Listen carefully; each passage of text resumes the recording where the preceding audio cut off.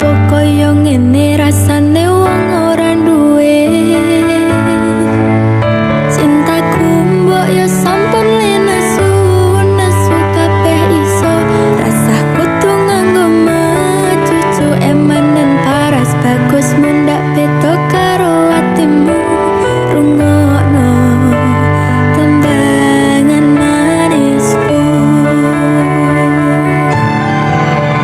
Duh sayang ngapunten saestu yen dereng saged nuruti opo karepmu tapi ojo sumelang ono dino liyane bakal tak upayake mbok kepiye carane tresnaku ora bakal entar sayangku ora bakal koyo senajan kahanane bubrah aku bakal setia ora mungkin mendua matur suwun sampun ono ngencanine saben dino.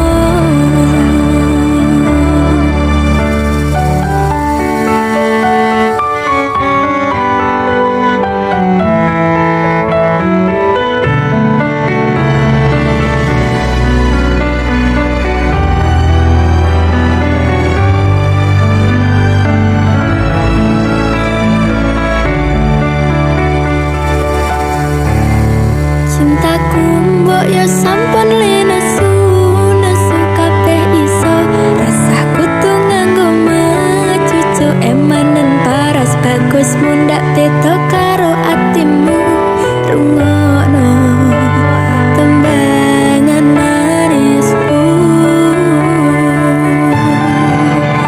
Duh sayang ngapunten saestu yen dereng saged nuruti opo karepmu tapi ojo sumelang ono dino liyane bakal tak upayake mbok kepiye carane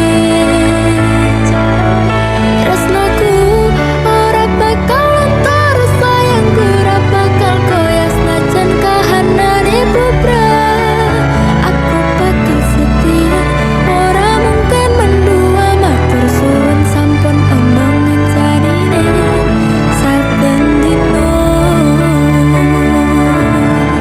Duh sayang ngapunten saestu yen dereng saged nuruti opo karepmu tapi ojo sumelang ono dino liyane bakal tak upayake mbok kepiye carane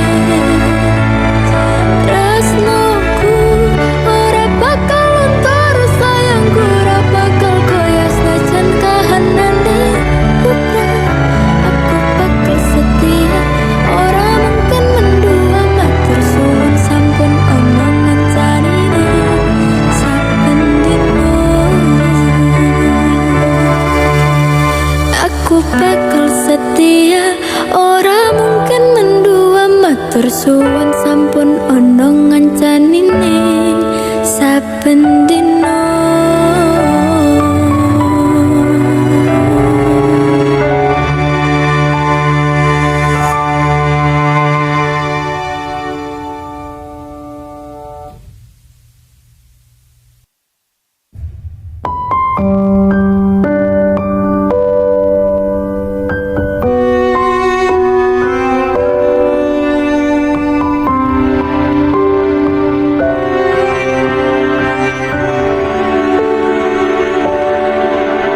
Ora krasa sampun tiba wancine iso nyanding kowe saben dinane senadyan akeh rupita lan kuda tresnoku karo kowe orang liya Susah bungah dilakoni bareng-bareng tunggu lelah muka iso dadi lila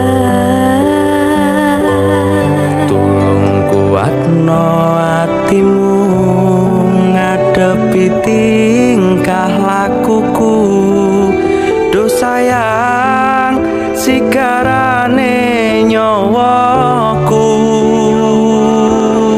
Bakal tak jaga tresnamu, tulung jaga nenatimu, kancane nulis cerita uripku. ya mung kowe ning atiku ra ono liyane selawase bebarengan tekan patine tak lelo lelo lelo ledo duh wong ayu prasetyane ngati sak lawase Susah bunga dilakoni bareng-bareng, donga lelah muga iso dadi lillah. kuatno atimu ngadepi tingkah lakuku duh sayang sigarane nyawaku Bakal tak jaga tresnamu, tulung jaga nenatimu, kancane nulis cerita uripku. ya mung kowe ning atiku ra ono liyane selawase bebarengan tekan patine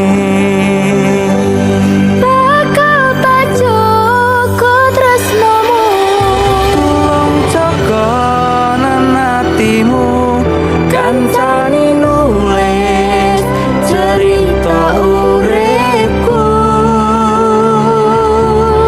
ya mung kowe ning atiku ra ono liyane selawase bebarengan tekan patine selawase bebarengan tekan patine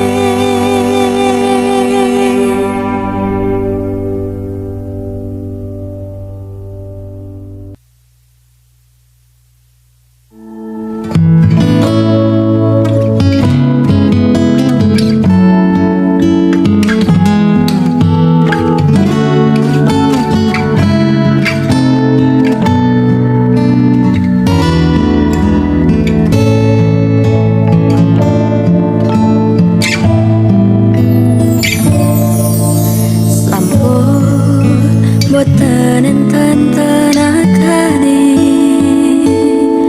damel ngimbangi liyane, sing ketok penak uripe, kadang kepitak kelaran, ngempet dadi tangisan, rodo panguripan, bakal muter nanging mbok kapan.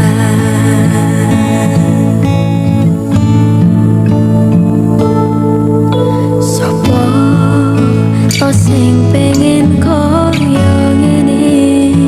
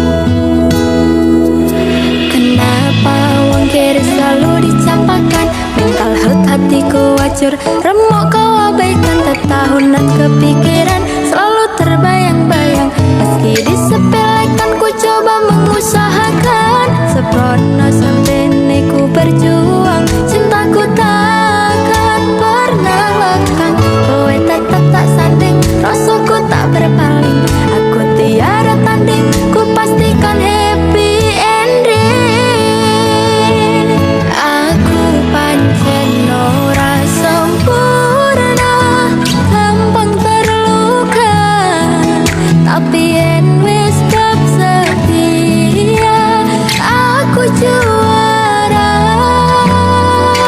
coba sawangan sithik wae perjuanganku bayangkan jika cerita kita ini bisa membuatmu bahagia.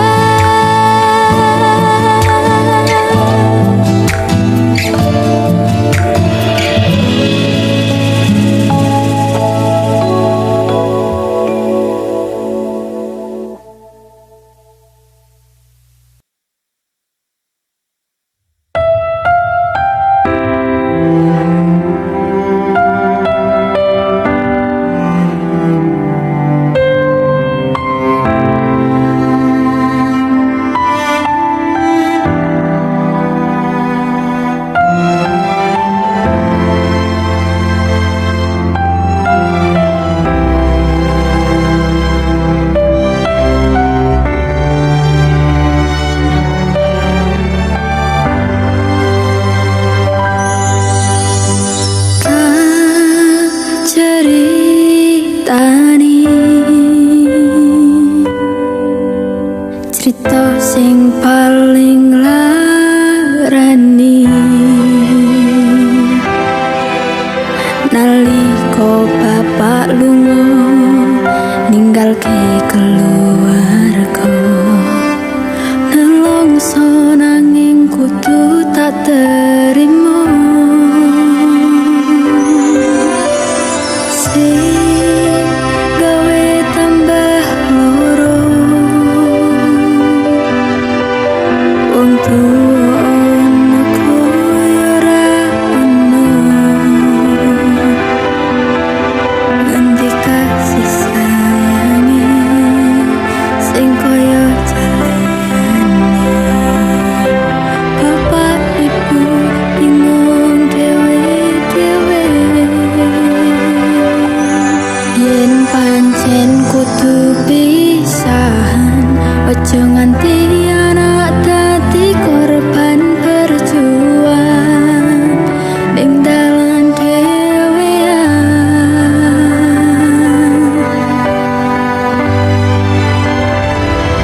ora ono sing njaluk dilahirke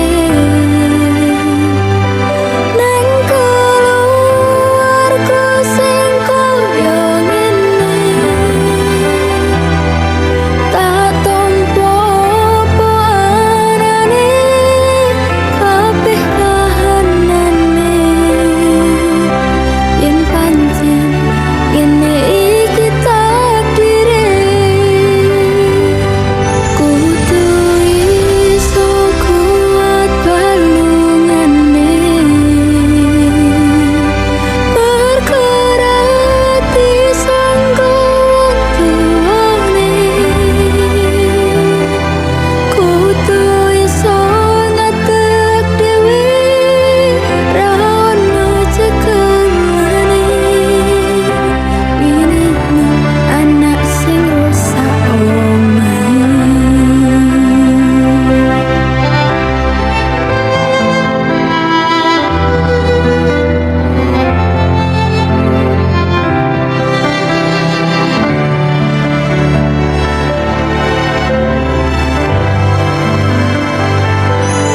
Yen pancen kudu pisahan ojo nganti anak dadi korban perjuangan ning dalan dhewean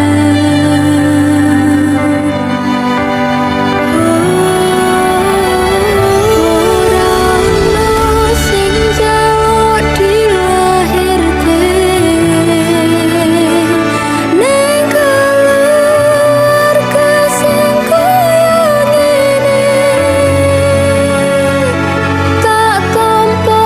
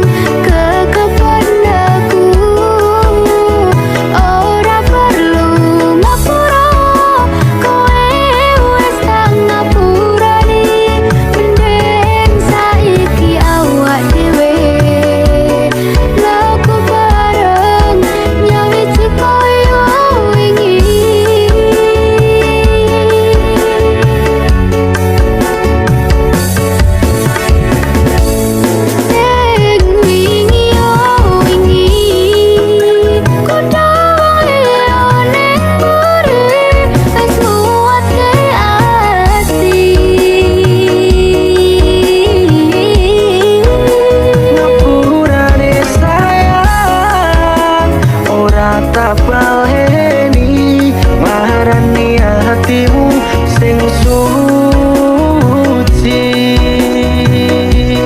Ngapuran aku wes gawe loro hatimu, ora bakal tak baleni lakuku sing koyo wingi. Matur suwun sing buka hati, aku janji karo kowe tekan ing mati.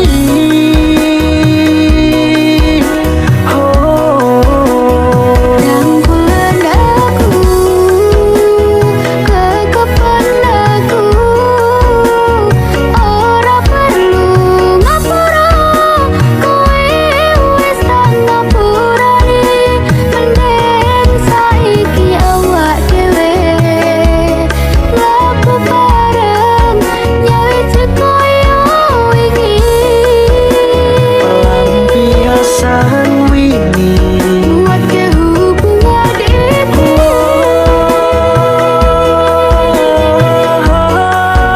Tak pasti nang hati.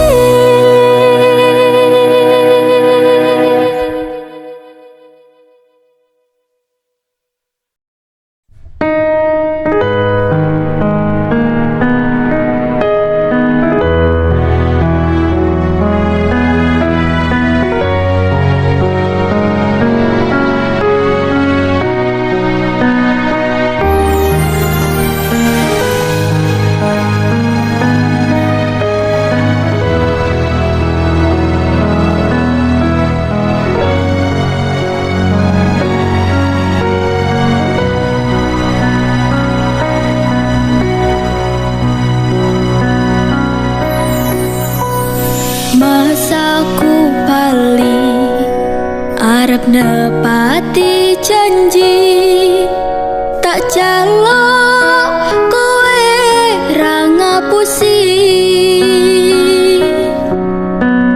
Lungaku wingi among golek rejeki, tak bukteke kowe aja mbeda ati.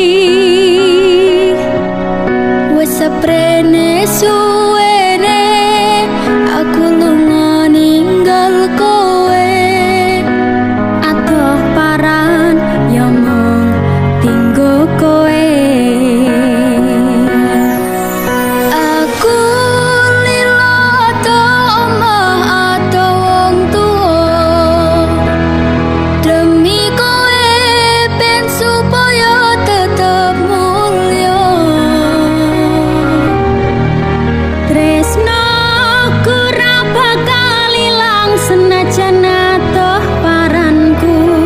Setiaku karo kowe tekan matiku.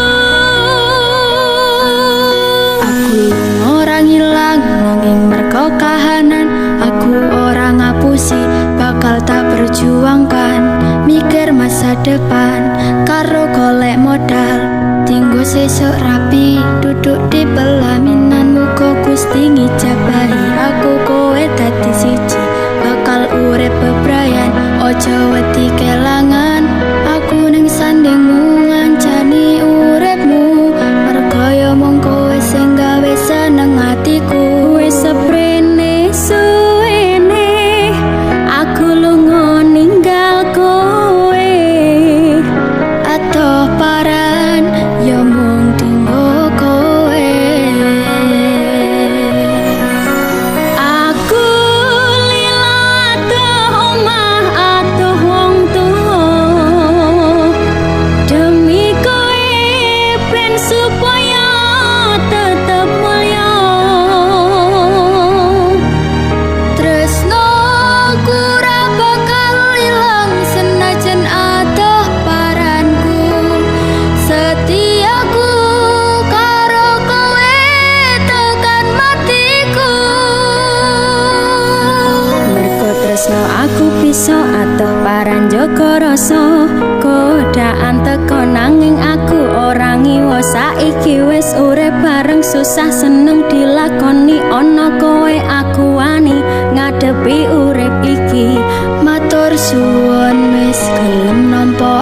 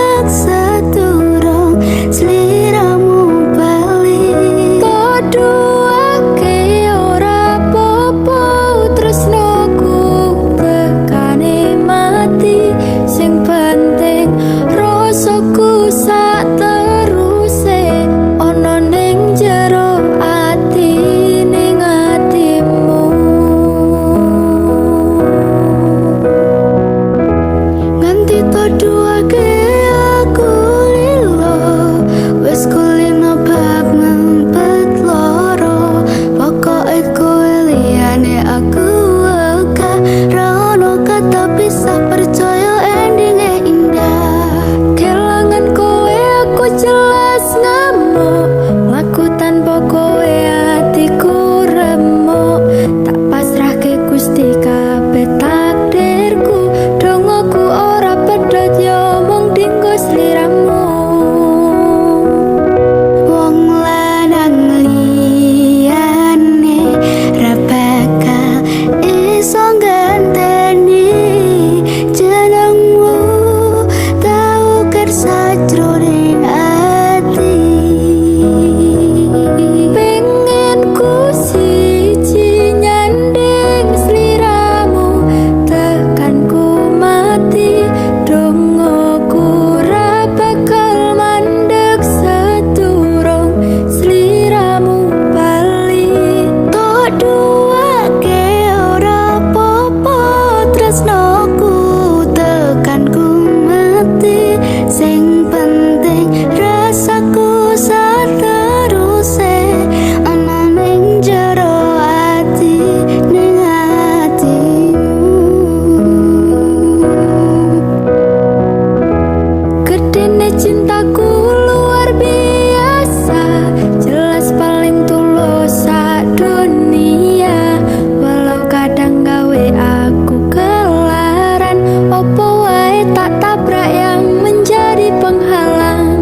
Tresno tekan matiku mung sampean, ra ono mentire ku berjuang. Kudu dadi siji ora urusan, sampai pada tujuan Tuhan mengizinkan. Wong lanang liyane ra bakal iso ganteni jenengmu, tak ukir sajroning ati. Pengen ku siji nyanding sliramu, tekan ku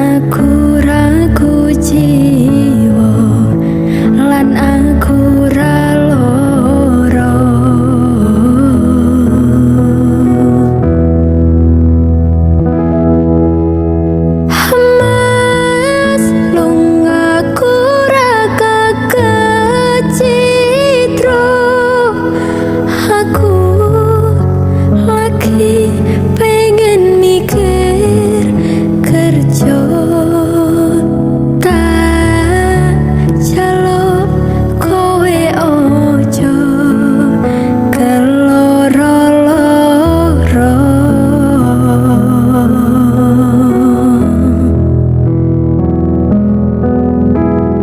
Mas tresnoku mung siji, kowe langit bumi kang dadi saksine.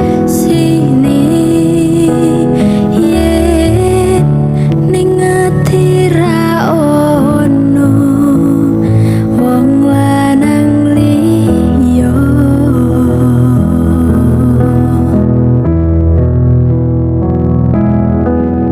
kowe rasa sok mutusi aku ra ning endi-endi. Aku lunga amung golek rejeki. Pangapurane awakku ra tau nyanding sliramu, mergo tuntutan kerjaku nganti ora duwe wektu kanggo ngancani uga ngeterke nyanyi. Kowe kudu ngerti lungaku golek rejeki, tungakno lakuku ngayahi kewajibanku. Najan abot kanggomu nanging kuatno atimu, wis dadi kahanan aku lunga adoh paran, ora bakal kelet lan nyanding lanangan liya. Mas lungaku ra kecitro, aku lagi pengen mikir kerja tak jaluk kowe ojo keloro-loro.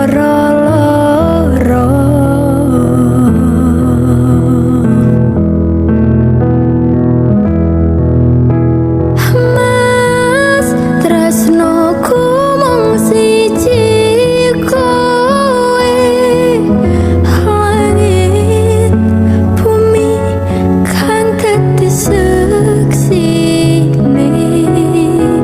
Yen ning ati ra ono wong lanang liya,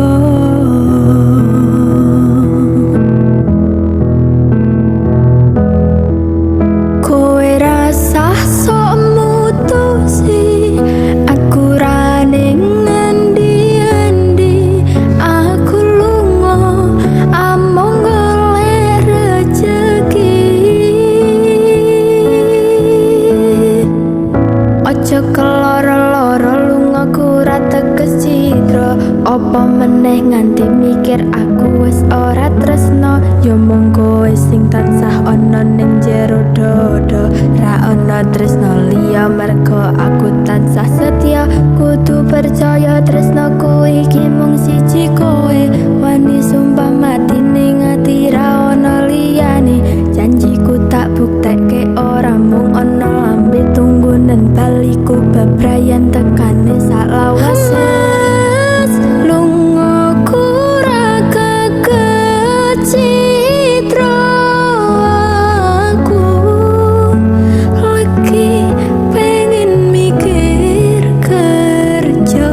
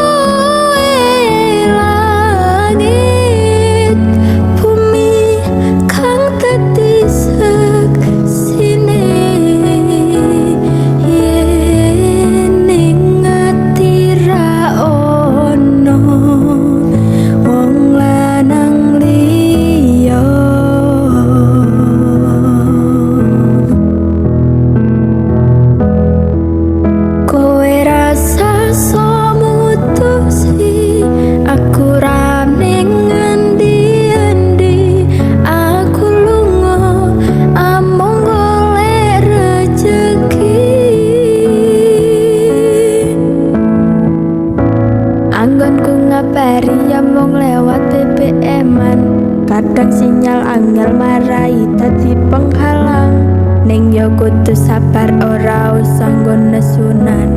Mergo tresno kuwi mestine akeh pacoban sing tak jaluk kowe aja nganti ilang rasa. Najan aku kerep gawe kelolan kuciwa jembarno atimu sak jembare laut samudra. Kowe kudu ngerti yen aku iki muncak kerja. Yen pancen kuwi karepmu, aku ya mung tansah bisa nunggu.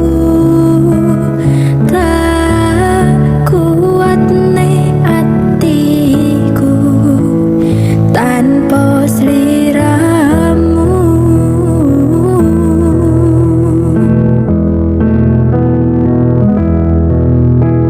Mas, nadyan kowe lunga kerja sing tak jaluk kowe tetep setya. Ojo nganti kekudo wanita liya.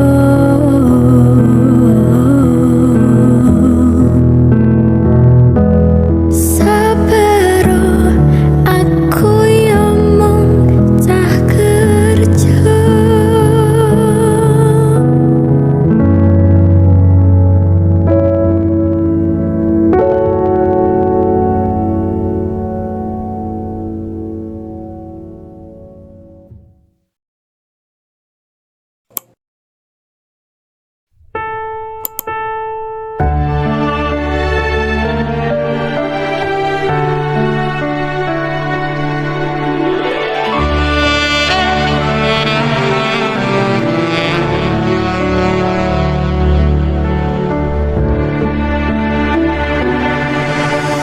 Kedaden tenan duwe omah sing ra beris. Kebak katresnan, kebak kasih lan sayang.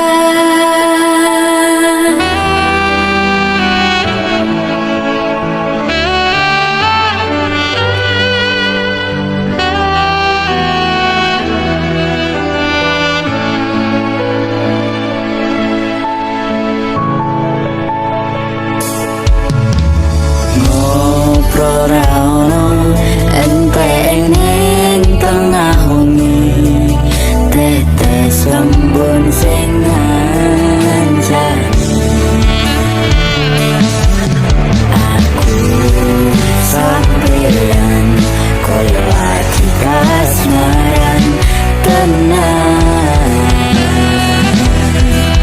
Aku teko tuwa bebarengan, matur suwun wis ngancani aku selama iki. Wis iso saling